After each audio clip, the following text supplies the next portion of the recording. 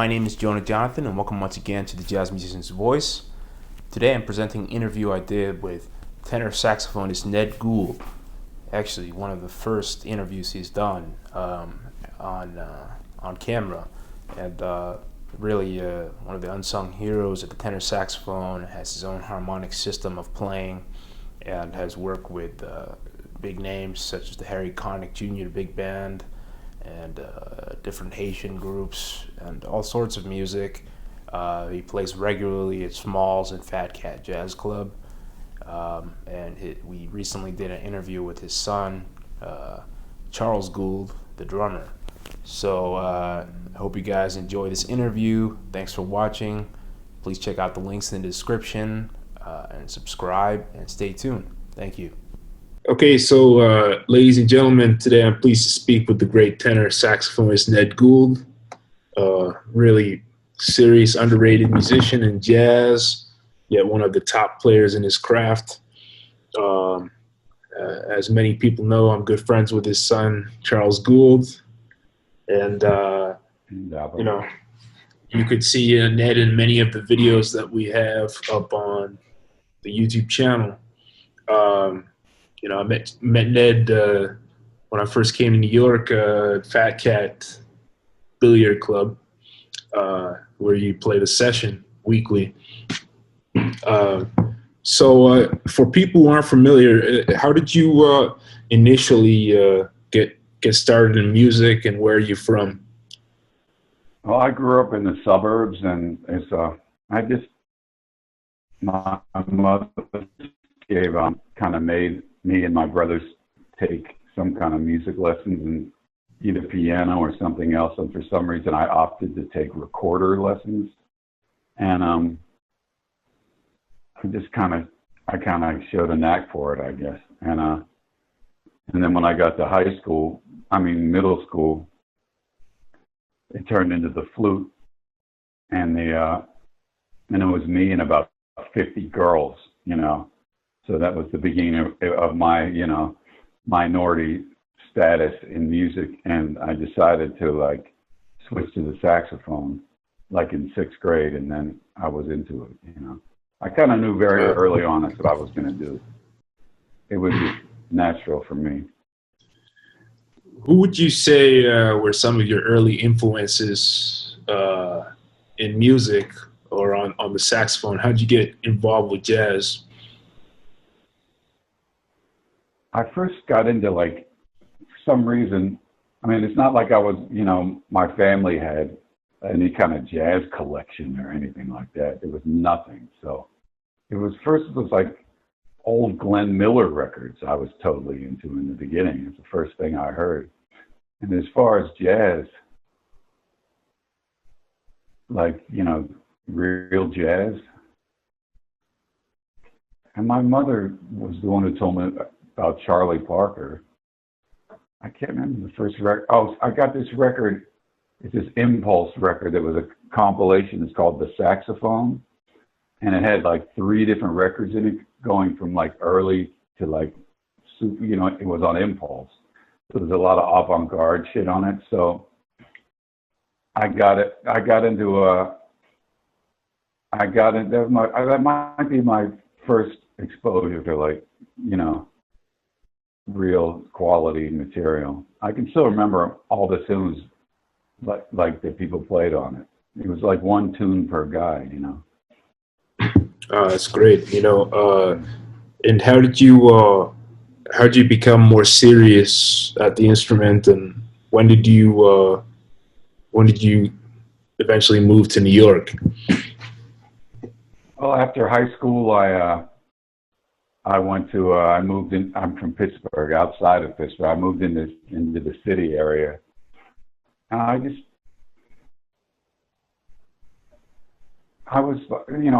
had major ambitions of being the next great one. I guess that's all I wanted. And so the first major project I did was I got into this when I was 19 or 20. I got into learning solos for the first time. It's funny, I can't remember any of these specific. This specific thing I can remember. I learned Countdown in 11 keys, you know. I could never get to the 12th key, but so I learned that whole, so I was like, that was my first major undertaking, you know, of that caliber. So anyway, when I finally moved to New York in 1983, and it wasn't easy. I didn't have any money, and I didn't really have anywhere to go, but I ended up in an apartment. I mean, I can tell you the story if you want to hear it. I got there, and some friend of mine who lived in New York had set me up in this really weird apartment in Midtown to live with this guy who was like this super strange, and some real weird, like older, like, you know, he seemed like a pedophile to me, like super weird, and like I was in there for one day, and the day after I got in New York, I went to this concert in Washington Square Park when Marsalis band was playing. And in '83, they were like massive. They were bigger than anything that you've seen at all in your lifetime. I mean, huge. And I think they might have been bigger than anything that came before.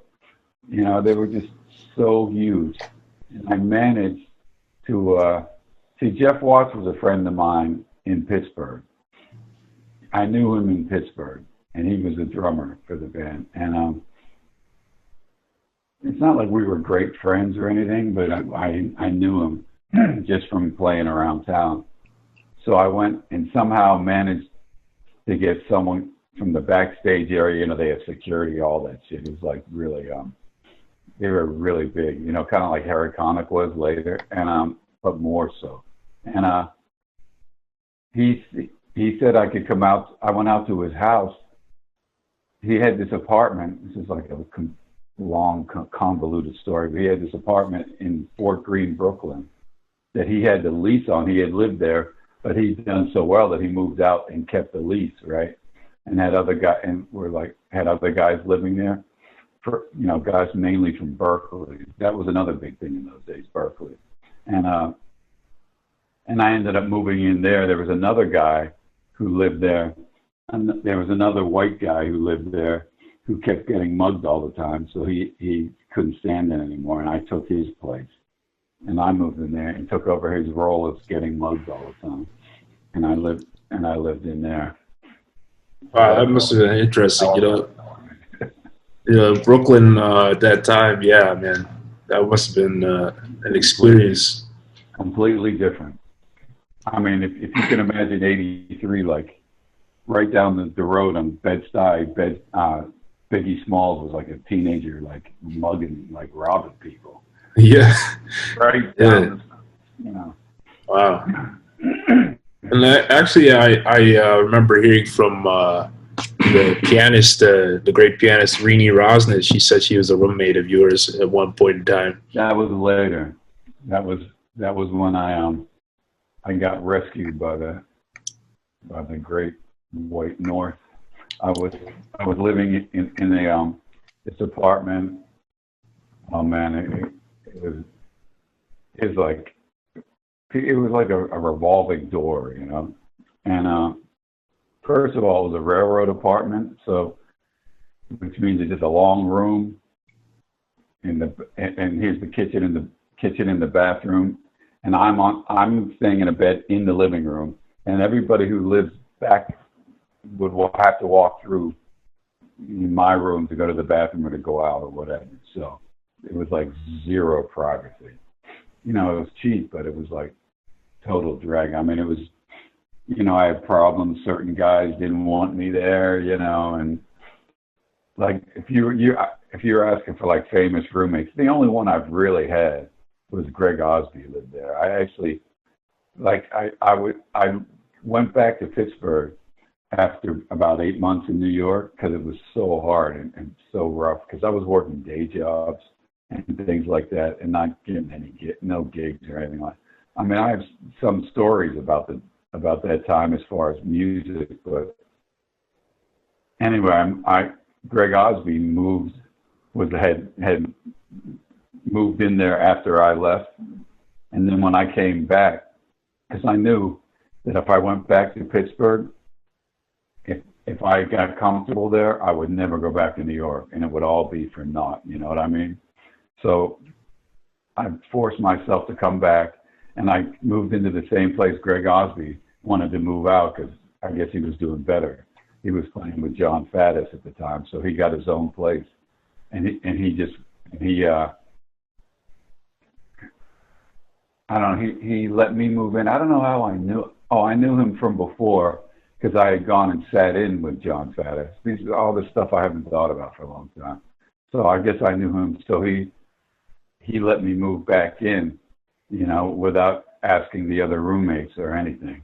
So they didn't know who was getting in. There was a guy in there who didn't want to live with a white guy at all. He was like this guy from Philly, like you know, from hardcore Philly, and he just couldn't stand me. He couldn't stand me just for who I was. So that was horrible. Yeah, it was terrible. So, you know, I was there. I was going through this, and I was just my cousins live in L.A. I had gone to L.A. for a trip and had a great time. You know, my cousins lived. I was thinking of moving to L.A. and I came this close to moving to L.A. And I walked around the city one day, and something told me, "Don't do it, don't do it." And I didn't do it. And then, so the previous spring, I had gone to sit in with Art Blakey up at this club called McKell's, which was on 98th Street, I think, and Columbus. And I sat in. I didn't sit in with him because I had sat in with him before, but it was a different drummer because, you know, everybody was sitting in. But the two of them, Rudy Petschauer was Reenie's husband at the time. I think they were married or they lived together. They had just done a cross-country trip from Vancouver and were in New York, and they had a place, and they saw me sitting in there. So I guess they were impressed, whatever. So they ended up having a vacancy in their apartment, and I moved in over there. And everything was much cooler over there. So. Yeah, it's interesting. You know, I mean, at that time, you know, there was still big racial disparities in the music. You know, you have no idea.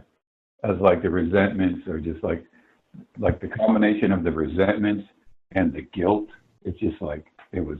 I think everything obviously is still there, like crazy now. But I don't think it's the same as far as like, you know, I mean, we were we're like 10 years away from the Black Panther movement, you know, back then, you know, it was just, I mean, not, you know, there's a lot of people didn't care at all, but, you know, it was definitely like, just watch the movie Mo Better Blues, which is like the worst piece of shit ever, but it gives an accurate feeling of what it was like in Fort Greene, Brooklyn at that time.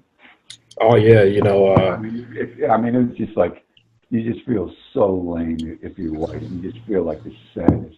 You get on stage and all you can think of, geez, I'm just so lame and white and corny. You know, it's like you just feel so terrible, and all you care about is being a jazz star or whatever. And you just know that it's like you just, or not a star, but someone who's an authentic innovator. And you know that's just like, you know, impossible. You know, it's just horrible, you know. Yeah, I heard a lot of stories about guys like, you know, Bill Evans having a hard time, and in Miles' band, when he's in Miles' band. Yeah, being kind of bullied for that. And yeah, I'm familiar with Fort Greene. You know, I did go out there to do an interview with Bill Lee. Yeah, I guess he's still there. He was there. Yeah, he's still there, and he's got his wife and son Arnold. But I think there's like some falling out with Spike Lee, you know, because of that, you know, because he's married to a white woman, you know. Oh, he is. Yeah, Spike doesn't like that. Yeah, Spike doesn't like that. Don't quote me on the story, but yeah, I think that's there, you know. But man, that must have been an interesting time to be on the music scene. Well, I like to tell people, like, you know, younger people, I don't know what people your age, I mean, everybody's different, think about the 80s. Since the 80s, it's like a historical period basically for you, right? I mean, it's you weren't there. It's just it was sad, bro. There was nothing going on. No, it was like now all the shit was Smalls and Fat Cat. You didn't have that back then. I mean, there were certain places to go play. They were okay, like the Blue Note, but nothing that was as inviting to a young person like that back then. It was, you know, and it was like this huge. It was like the Wynton Marsalis thing took over everything. You know, it's like New Orleans. You know, it was like this whole thing that took over completely, and there was just this huge star thing because people were getting big record contracts, and you know, and people wanted to be a star so bad. You know, I mean, they still do, but it's just not the same thing. You know, so that kind of ruled everything, and it was, you know, and musically there was nothing happening. I mean, do you have any records from the '80s? Maybe you do. I don't. You basically just a few of those Wynton Marsalis, you know, the early Live at Bubba's with Art Blakey and all that stuff. But yeah, I mean, I think that period of time was kind of like the start of the resurgence of jazz because everything had been fusion before that, you know, like yeah, Weather there was a bunch of Report. white guys in T-shirts playing, you know what I'm saying? So this was just the opposite, you know, like it's like, you know, Elvin Jones Band is like filled with a bunch of white guys with this stupid ass T-shirt that said Elvin Jones Band on the front. You know what I mean? It was terrible, you know, as opposed to like, you know, you go back to the 50s and all these guys are in like perfect suits and shit, you know. So it was just like, it was like just an attempt to bring that kind of thing back. And, you know, Wynton, I was talking to somebody about this the other day. The reason he got so big is because he played the shit out of classical music. Like Maurice Andre was talking about it. And he was like super incredible on the mic. You know what I mean? So that's what got him over. I mean, he could play, but it was this whole like stupid publicity thing, you know, like, and he was palatable to the white audience, you know? Well, yeah, he got funded through Lincoln Center, and then they put in a big that's thing later. to make jazz in Lincoln Center, you know. That's later. Yeah. I mean, the guy is like, I mean, I had my problems with him before, but you know, I went to see Charles, if anybody doesn't know, my son played with him a couple times in that band, and Wynton was great. He, on the very few solos he took, he was the king up there. I mean, he sounded great, you know. So I don't have my resentments anymore. I don't care anymore. So all of a sudden I'm starting to see him for what he can do, you know.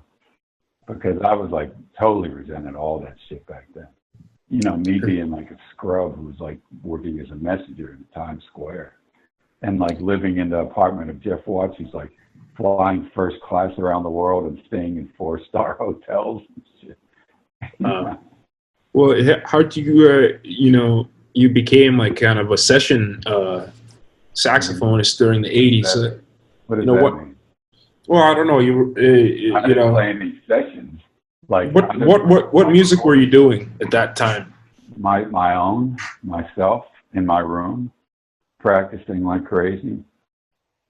Like I practiced like 8 hours a day, like that whole time. I was like, I spent one whole year playing Big Spiderbeck solos. You know, I went back and I studied early. Like I love Charlie Parker, so I wanted to see who he liked. I learned a whole bunch of Lester Young shit from the 30s, and I wanted to see who he liked. And then I got into Big Spider because he liked Frankie Trumbauer and Big Spiderbeck. And I found out that Big Spiderbeck is like the greatest thing ever. And I just fell in love with his, and I learned all his solos. And I just, you know, I would memorize them and play them along with the records to try to sound exactly like them. You know, I put a lot of work in, you know, and at the same time, see, this whole thing about wanting to be like some kind of innovator. Like I heard your interview with Roy Hargrove, right? And I was amazed that you actually got him to talk to you. for that long, but because he never would say a word to me. But Yeah, he doesn't talk much, you know. I was amazing. I don't know why he would do, but anyway, he was making the point that everybody's trying to be an innovator, and like, it's like sort of that people who are innovators just come about that naturally, and they don't think about being innovators. That's just what I totally disagree. I think every innovator wants to be an innovator. They want to live forever. And, I think they pretty much all want, maybe not all, but they don't just like roll over and like come up with some new thing. I think they do it consciously. I mean, so anyway, where was I?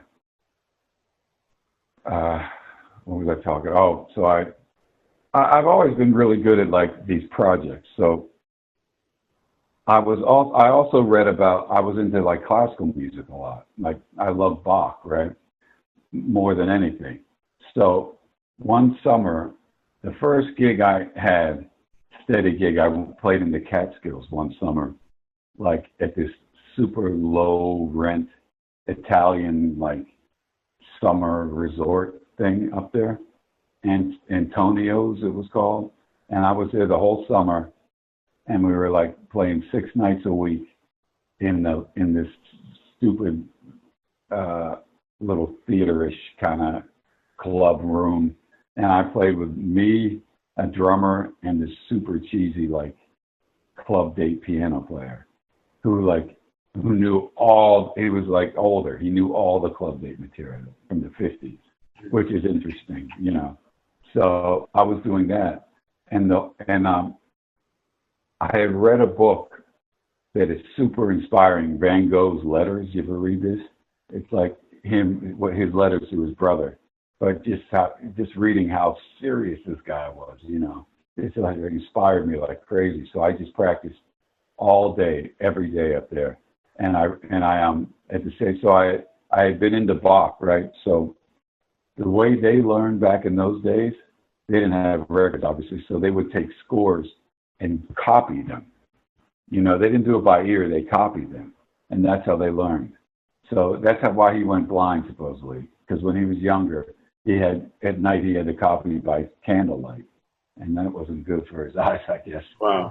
He copied so many scores that, eventually that happened. But so I found the piece that to me resembled what I do the most, which is the Goldberg Variations, because it's the same form 30 times over the same changes. It's like, so each one of the variations goes over the same changes. So it's kind of like jazz. So I wrote the whole thing out, and then I ended up eventually memorizing about, the 30 of them. I got through 20 something, I never get all the way through my project, but I I go pretty far.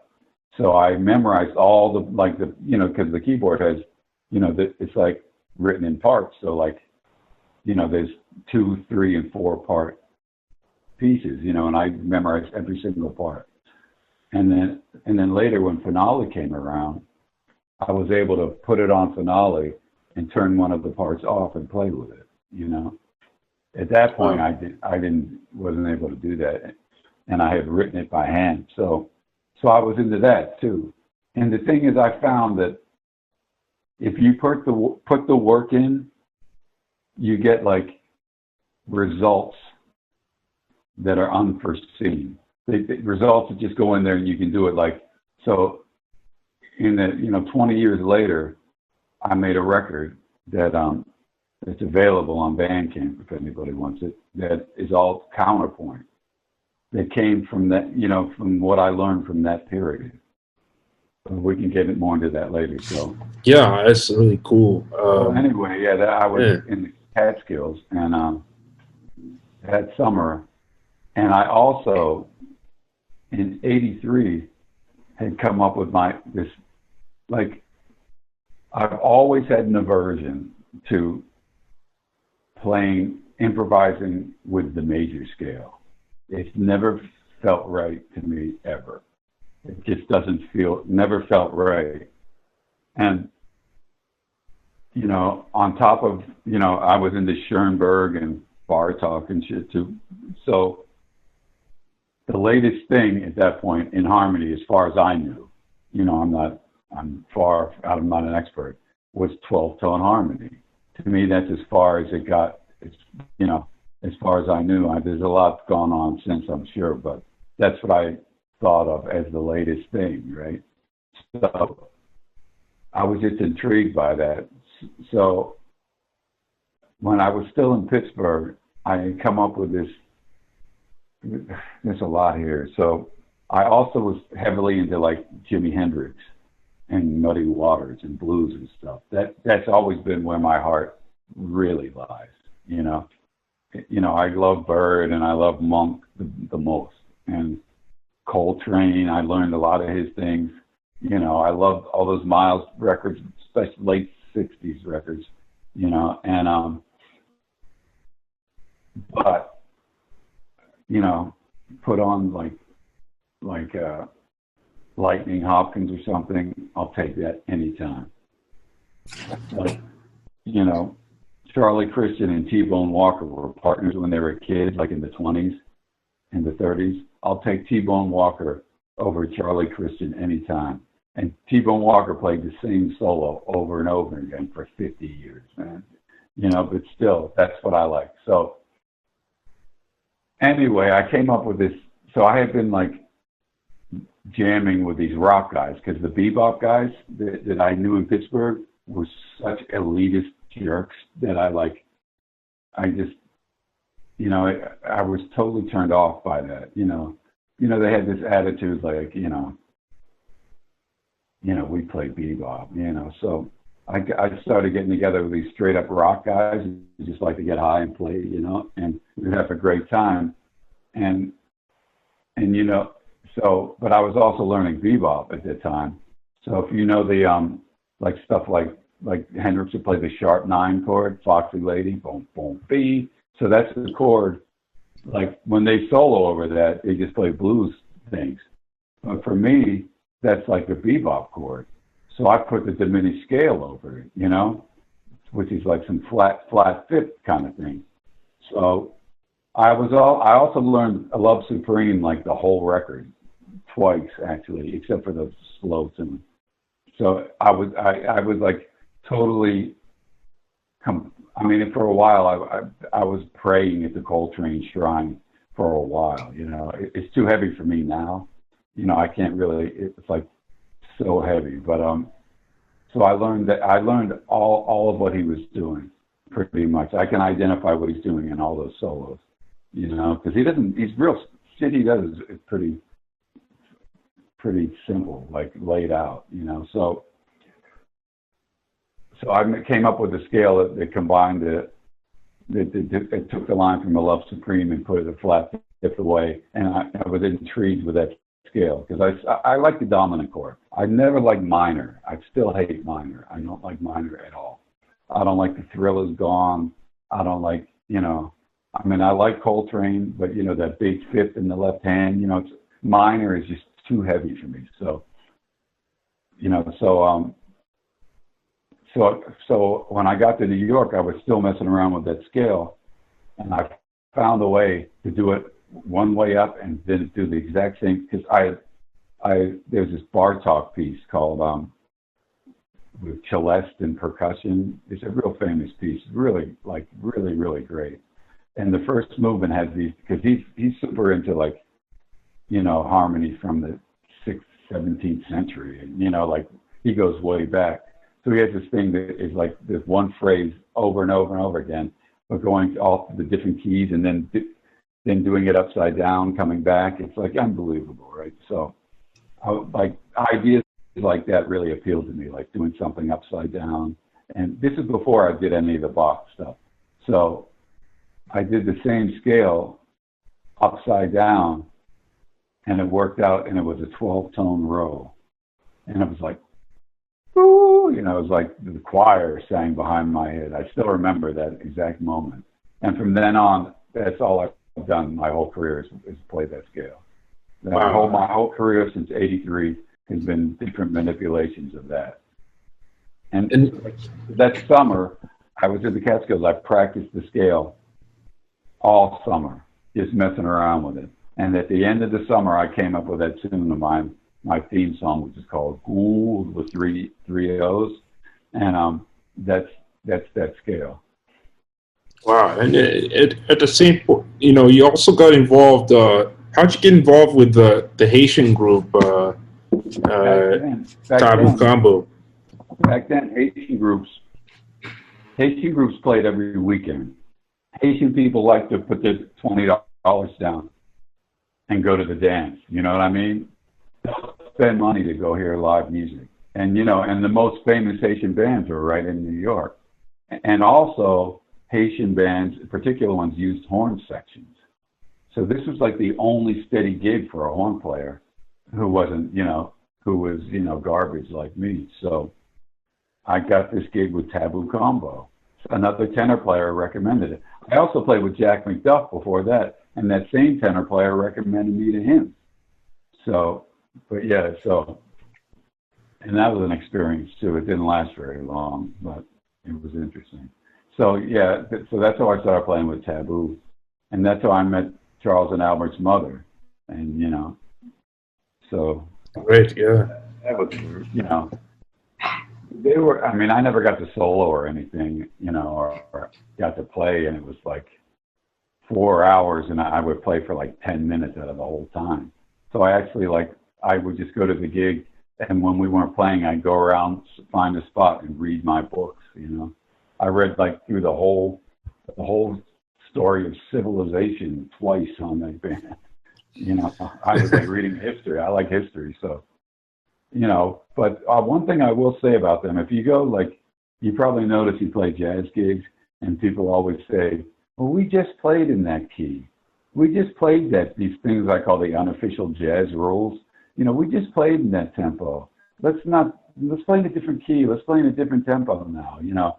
And these guys played the same changes, the same key, the same tempo all night. And you're very happy that they did. If you get it right, you can just do it over and over and over again.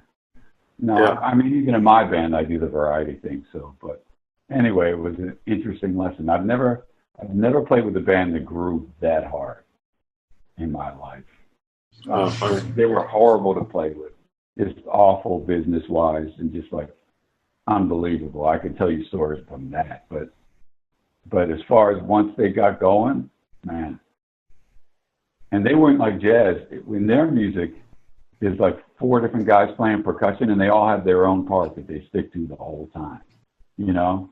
So there's not one drummer doing a whole bunch of stuff. Everybody's got their little role, and they just stick to it, you know, and it's just great, you know? And, you know, around the same time, you kind of had your big break because you were invited to join Harry Connick Jr. band. Yeah, that was a big thing.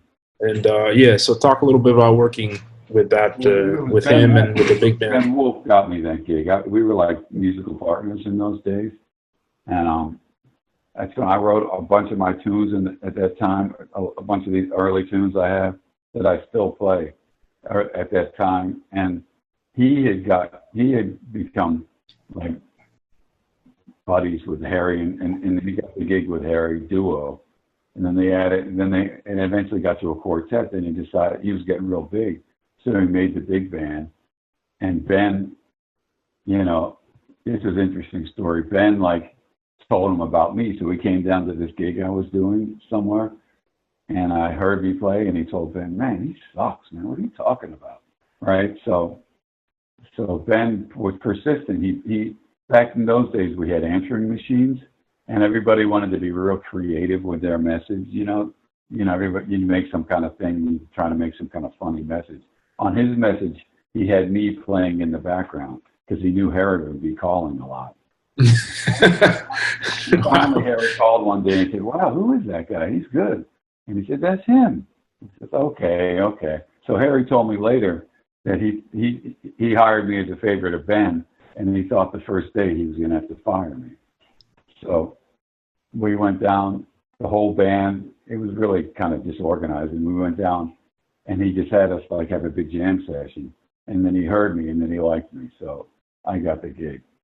So that was in 1990. And you guys must have played a lot of gigs around because he's very popular. Harry Connick, you guys tour a lot. Yeah, I mean, in those days especially, yeah, we played, in Europe, all over the States. It was interesting. I mean, I have mine mixed. I don't know if I should get into this, but any inflammatory stuff, but he might watch it. So anyway, we played for a couple years, and then he broke it up. He wanted to be a rock musician. That's what he dreamed of growing up, so he broke the band up. And at that point, I had no gigs or anything, so that's when I moved out of New York down to Columbia, Maryland. Lived down there and ended up living there for like 5 years. But then he got the funk band. First it was the rock band, then it was the funk band and I was on the record, and then he put a bigger horn section, so I got that gig. And then he so then he got sick of that. He got sick of being in like A minor all night, so he his next step was to do the string thing. Like he did a record. It was string orchestra and me. There's a record I'm featured with the string orchestra, the whole record. Wow. And to tell you the truth, if I go, I don't even have it, but if I go back, I have things that I've done with him that I really like. I'm not fond of my work on that record. You'd think I'd love it, but and I'm not a person who just hates everything he did. Quite the contrary. But that one I don't like that much. So he did that, and then gradually he got the big band back together. And then, he kind of went into a whole movie actor phase too, because that's the first time I'd seen him. No, he did that the whole time. Yeah, he did that all through. Because we weren't playing like the Count Basie band, like 300 one-nighters a year. We would go out. The biggest thing we ever did was 6 weeks, and that was rare. So I spent a lot of time at home with my kids, so it wasn't like I was just gone. That was a good thing about that band. And then I figured out you can get unemployment. So when I wasn't working with them, I was getting like the max on unemployment. So it was great, money-wise. I mean, we didn't make that much money compared to a lot of people, so that was good. And the highlight of my time with him was he had me open for the band with my trio, because I guess he looked up to me for my original music. So that was 1999. So I did a whole summer playing for those big Harry Connick audiences, opening up for him. And I didn't compromise at all. I played straight up 12-tone and did my thing completely. So that's great. I made a record of him. Because every day I bought this DAT machine, and every day before the gig I would go out to the sound, I would set it up and record everything from the mixing board. So the whole summer was on tape. And then that fall I went through all the tapes, and there's about an hour of it that I thought was okay, and I made a recording of that. And there was a guy who I was working with at the time for Smalls Records, this real kind of fly-by-night record label, and I had made a recording called Thanks Ira, and he was going to put out. But then he heard this, and he said, I want to put this out instead. So that's called The Flows. And it's very interesting in the fact that they all come from different shows. I'm not sure if any of them, and you can hear the different, like there's certain ones, if you hear it, like there's the audience talking the whole time through it. It's like the background radiation of the universe, so each one has different like sounds from different theaters. So it's, anyway, that's called The Flows. It's actually available on YouTube. Wow, yeah, we'll try to put a link in. And actually, At that, you know, during the 90s, you were actually kind of one of the founding cats who went through the sessions at Smalls, you know. You I were played the very working. first gig at Smalls. Wow. Happy Hour with Jason Lindner, the first night at Smalls. And you've now been working there for now over 25 years, you know. With Spike and Mitch, you know. Well, when Spike took over, like with Mitch, it was great. Like, yeah, I've been working there. Like, I moved back to New York, right, from Maryland, like in 2000 or something. I was there for 5 years, and I'd been playing with Harry the whole time, so I didn't have to be in New York to work. You know, I was going on the road and stuff. So I moved back to New York, and I'm trying to. I was playing at that time. Smalls was like still BYOB, and I had to gig when I first moved back Tuesday, Wednesday, and Thursday from 3 till 6 a.m. Wow. When I left the gig, it was light outside. It was really weird. And I was like $30 a night or something. 3 till 6. So, but I started playing regular there, doing my music, and I didn't compromise at all. Like at that point, I was into playing, and it's documented on this record. Thanks, Ira. I was like I've always been a super purist about what I want to do, and like if people don't like it, then you know I basically aim my music for posthumous audiences. Like not when I play a Fat Cat now, it's like you know it's like fun for now, but in those days it was like you know I was working this system out, so I was playing my system. I mean we skipped over a lot of the progression of that, but by that time, I had figured out how to do the system improvising, which is no mean feat, but I figured it out. And I just wanted to, I didn't want to have any kind of, I don't know, sentimentality creeping in at all. So I was playing only solos with 12 tone, no melodies, no beginnings, no endings. Just starting on the tune and just ending it however, and never referring to any kind of tonics or anything like that. Just playing my system only. So I did that, and I made records of it. You know, talk a little bit about that system.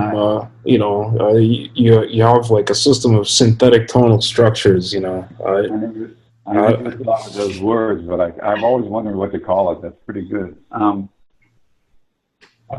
So, you know, I came up with an 83. I started I made these melodies with it. I started, and like every time I found something new about it, I would represent that with a tune, kind of like a theorem in geometry. So I would, you know, I'd be inspired and I'd come up with this hip thing. It became a good tune that I still play to this day. And, you know, and I kept figuring more things out about it. And then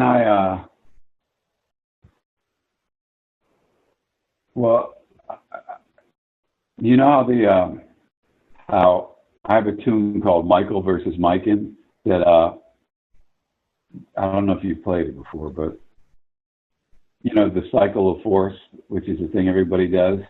Yeah. I started doing the cycle of fifths, which is chords going up, not down. You know, nobody had ever done that before. Like, I kind of got that from Bartok, from that thing I was telling you about. So I have a tune that goes all the way down and all the way back up. So I had to learn how to solo through that. And then I figured out that my system goes through the cycle. So I could solo, I would have to be limited to those 6 notes per chord. And so I started improvising only using those notes.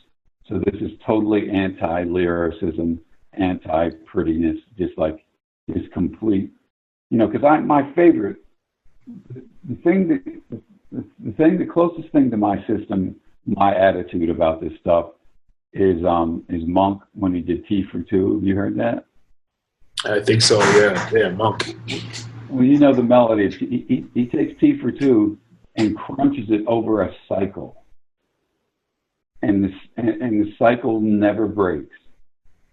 So it's like he's like a Bach. He's got a rule that he sticks to, and just makes it sound as cool as possible. But he's got to have this, and it sounds great. But see, the thing is, I'll go back even further. The one thing about American music, you know, whatever you want to call it, that I found that was the common denominator that made it sound good was the dominant seventh chord. Like if you go back to the 20s, all those tunes those guys do, they have cycles running through it. It's always the dominant chord that's the funkiest thing. In bebop, all the substitutions are over the dominant chord. Blues is all dominant. You know, it's dominant. That's like James Brown, which I love, dominant.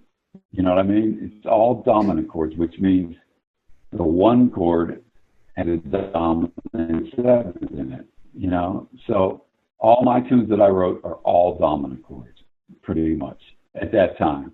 And just like my concept of writing tunes at the time was like Bach. I thought of it as counterpoint as like the bass, the melody. The bass is like a melody, and all the notes were roots of dominant chords. What the bass is playing, you know what I mean? So that was, and then I had something I played on top of that.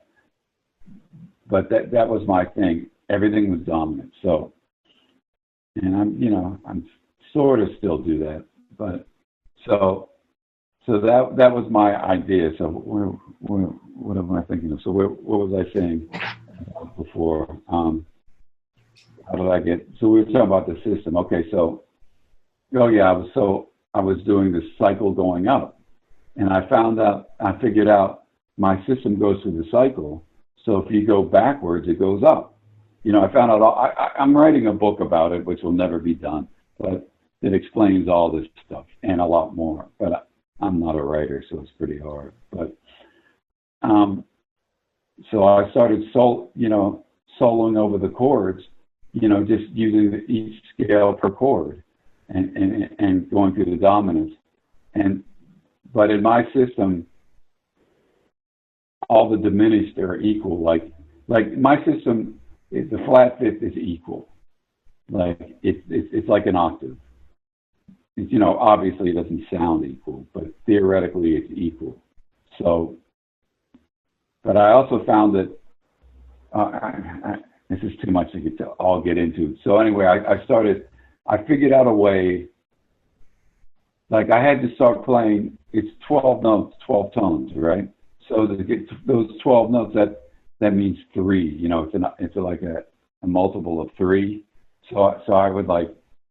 So I figured out how to do it. I wanted to learn how to play in a different tempo at the same time.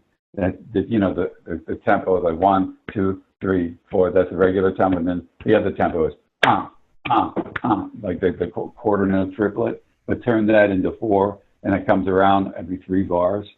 So I was figuring out how to play in that tempo at the same time. So playing 2 different tempos at the same time, so my 12 notes would come out good in 4/4. You understand what I'm saying? Yeah. So anyway, so that was what I was doing, and I had to like come up with all these different. I wrote out a whole pattern on it, and so then I figured out. I got that all together, but all I could do was playing 2 tempos at the same time. This is all kind of on my second record. You can hear this stuff, and I figured out a way to do it in 4. And so that was my soloing method on the system. So I had it all figured out by the mid '90s or late '90s, whatever. And then and I made my first record, which I don't have, and I don't even know if it's available. I don't know where it is, but that was mainly all my tunes and me soloing conventionally over my tunes all those tunes I'd written up to that point. And in a real nice studio. I spent money on it. People always go all out on their first record with, you know, with studio and everything. And that's pretty nice. And then the second one, I decided to go straight for all, you know, what I was doing, like, as far as like, and that one I have. I'm gonna have to put that one up on the Bandcamp one of these days. So that's what I was doing, you know. So it was really abstract, you know, and none of it was major scales. But I did it over standards, though. I figured a way to do it over standards, which was the next thing.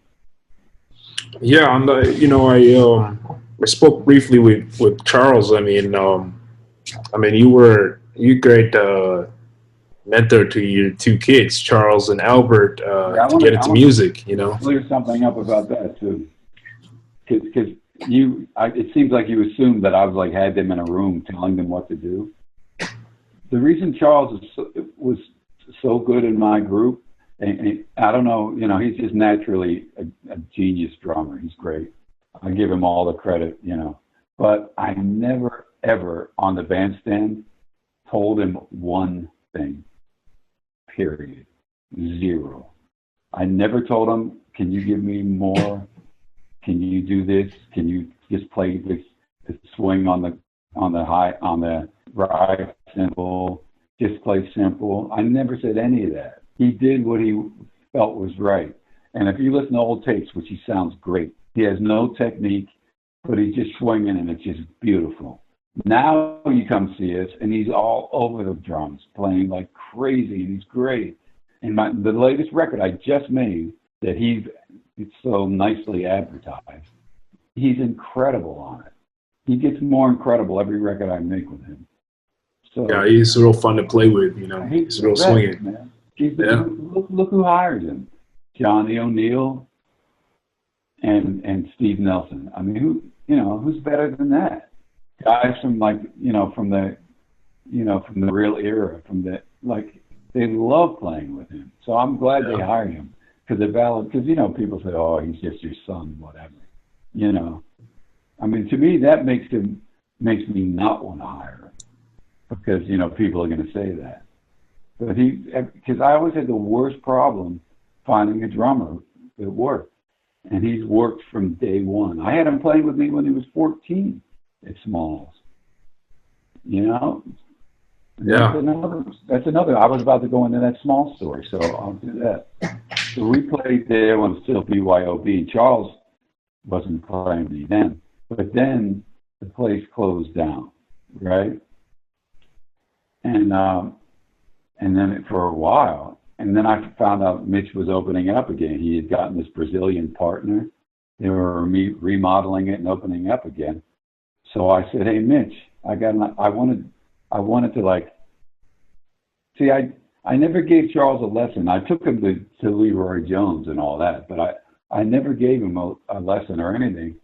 But I knew or told him one thing about drums because I don't know anything about drums. So but I knew that he would get better if he had a gig, right? So I called Mitch. I was in Vegas with Harry Connick, and I called Mitch. I said, "Hey, man, how about if I do a happy hour early on Saturday nights?" He said, "Okay." So I brought Charles in, and we played happy hour at Smalls every Saturday. It started at 6, and then it got moved to 7. So he was doing that, and that eventually turned into the full band with Kane and Sasha on it. And we played there for years. We were playing there every Saturday night, like at 7 o'clock, every week. And then Spike took over, and that was it. We were done. I didn't play there for 2 years after that. He dominates, I still play there now a few times a year, but I'm pretty low on the scrotum pole over there. But he does, every time I call him, he gives me a gig, so it's nice. So it actually works out well. So I play at Fat Cat every week. This is, before this whole thing happened. We would play every week in this casual you know, like setting where nobody was there and we just do whatever we want, have fun, experiment like crazy. It was great, you know, really, really cool, really different. Yeah, sometimes you experiment with the wah pedal or the wah pedal with your saxophone too, and that's another story. So, but it was cool because every 3 months or so we'd have to get Smalls. So we'd go into Smalls and recap everything we had accumulated up to that point from doing the Fat Cat gig. So the Smalls gigs were always like really wild and fun. We'd go crazy. So it worked out well. So, yeah, so find another question. yeah. So, you know, let's talk, because, you know, I got to learn a lot from you. Just, I would give you guys rides because I was going up to Harlem or to the Bronx, you know, the same trip. That was fun. Yeah, I mean, talk a little bit about your thoughts on jazz education, that field, and it was great getting those rides too, man, because that's a long trip at 4 a.m. Yeah. I had with another guy for a while too. Jazz education. Yeah. I mean, I never took a lesson, so you know, there's a lot of people out there who swear by it. I guess my gut feeling is that it's completely useless. But I, you know, that's just me. I think I've learned everything on my own, and everybody who I respect kind of learned everything on their own. Maybe, I don't know. I mean, maybe not. I mean, I guess Miles Davis took trumpet lessons or whatever. But you know, I think it's just a way for people who can't get gigs to have a steady income, and like for kids who like don't want to do anything else. They don't want to have to get up in the morning. They go to, or they just, you know, they want to be musicians. There's a way to extend high school or something.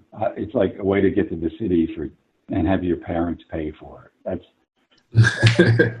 Yeah. I really don't think much of it at all. I mean, if I wouldn't turn down some, you know, giving lessons for $150 an hour, but I like, you know, I don't teach. I've taught lessons. But every time I teach a lesson, I tend to give the student everything on day one. So that's the end of it, you know. What's your advice for young musicians who are interested in your music to follow in your footsteps? I mean, if they're to follow in my footsteps, they don't need my advice. You know, they're just going to do it because they're going to be compelled to do it. So, you know. There's no, you know, I don't, but I have gotten advice from older people over the years. Well, one guy gave me this advice. I was hitchhiking, like back in '86, down the West Coast. Anyway, that's another story. And he's an older guy, and he picked me up, and he told me, he said he'd done a lot in his life, and he told me, don't worry about money. It's never enough. And that was really like, because he'd made a lot of money. He said that it's never enough.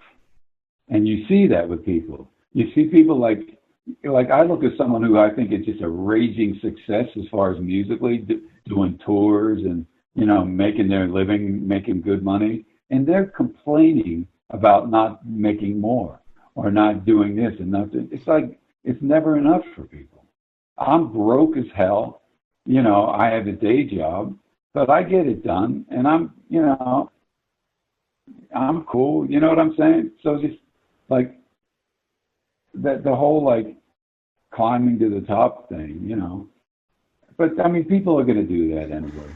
But I tried too, but I'm just completely incapable of self-promotion. So I never, you know. I mean, I never got anywhere. I had the Harry Connick gig with Ben, and you know, but that's, you know, I was at the whims of him, and he ended up cutting it off, which is the best thing that ever happened for me. You know.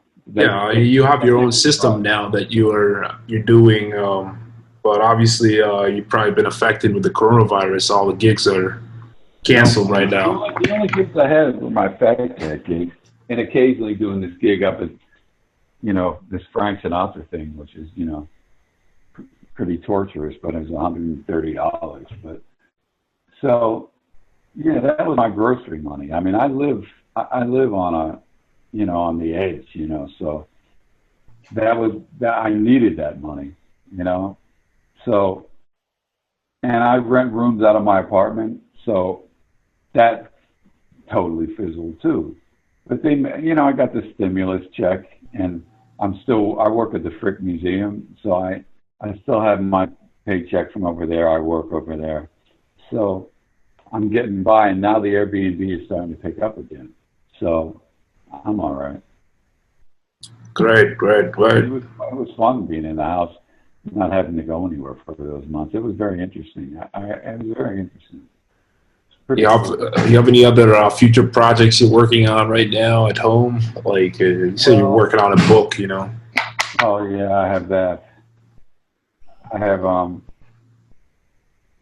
show you what I have. Just so people don't think I'm bullshitting about this. This is the first half of my notes. Wow.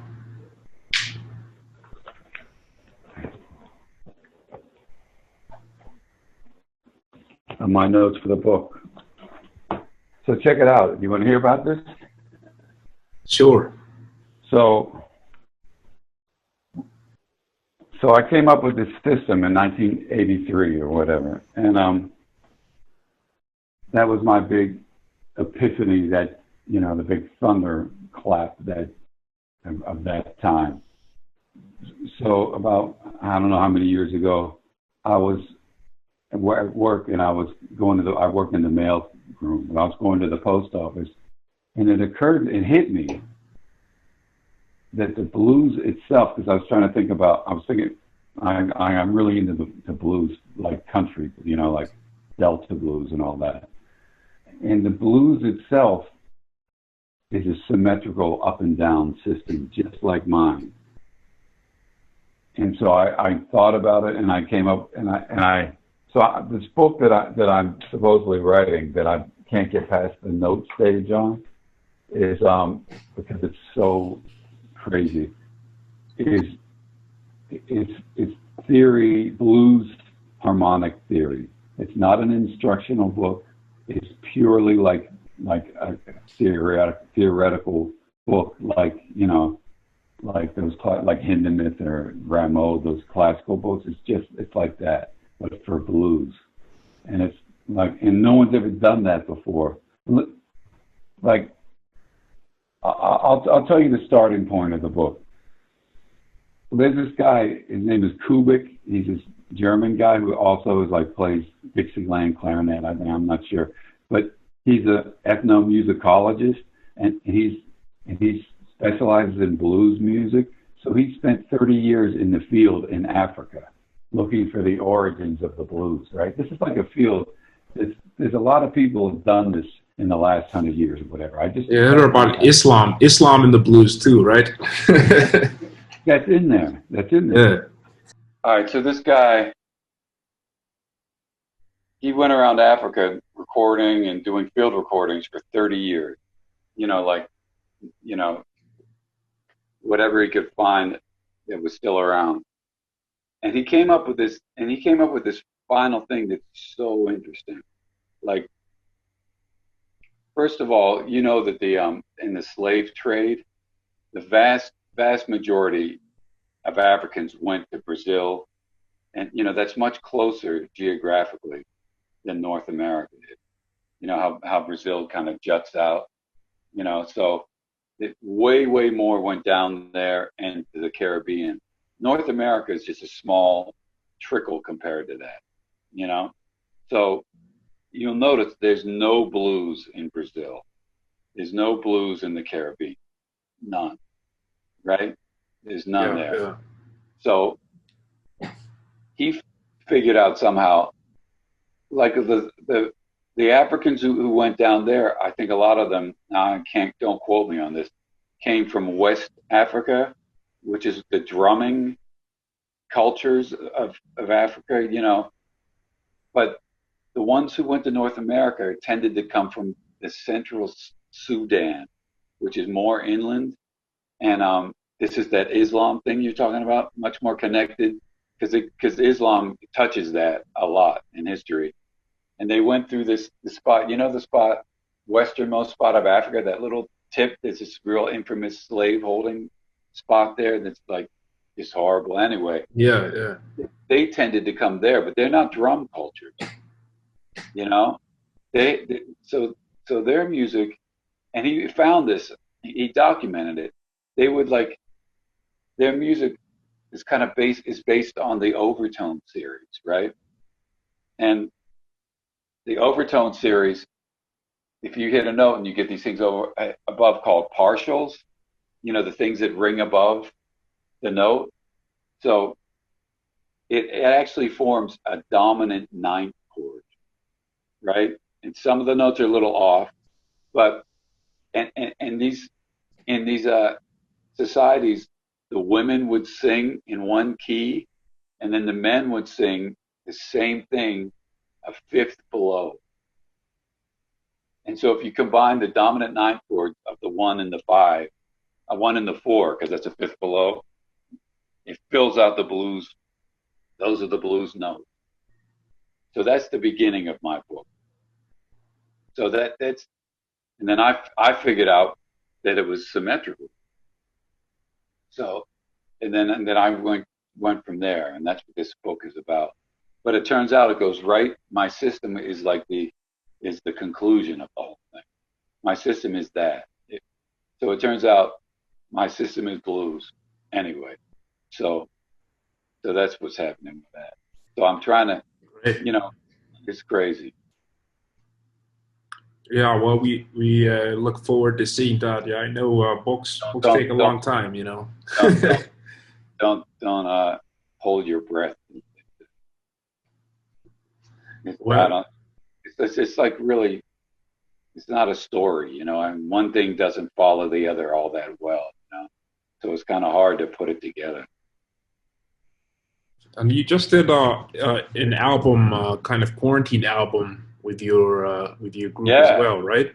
Yeah. It's like the first time I used this super killer mixer guy, this world famous guy that Charles and Albert had used, and man, usually I just make my recordings and like the actual, the audio of it, the recording, I kind of that's kind of secondary, and I hope it's good, but I don't really concentrate on it. It's all about musical. This one, I really made an effort to get it nice that way, and it came out great.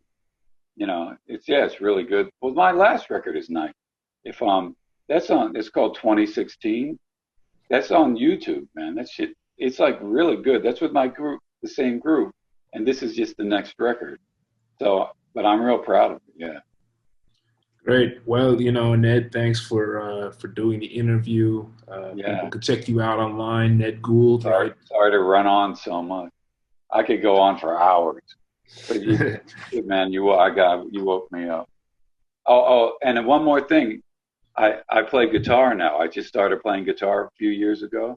I'm actually going to do a gig today. I play blues guitar. So that work. I write tunes from it. So that's, the current records have that on it too. But anyway, cool. Go ahead. Sorry. No. That's good. Good. Thanks for being on our interview.